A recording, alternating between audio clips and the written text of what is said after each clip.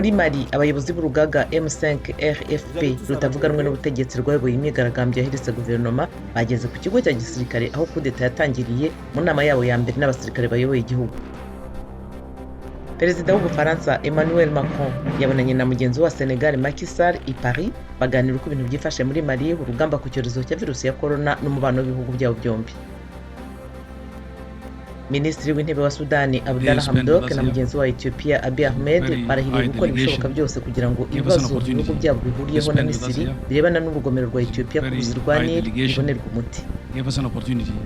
Kongo yarayitangaje nyuma y'imyaka 2 n'ukwezi ko icyorezo cy'iseru cyacitse mu gihugu. Iyo ndwara yahitanye abana 7,000 bari batarageza ku myaka 5.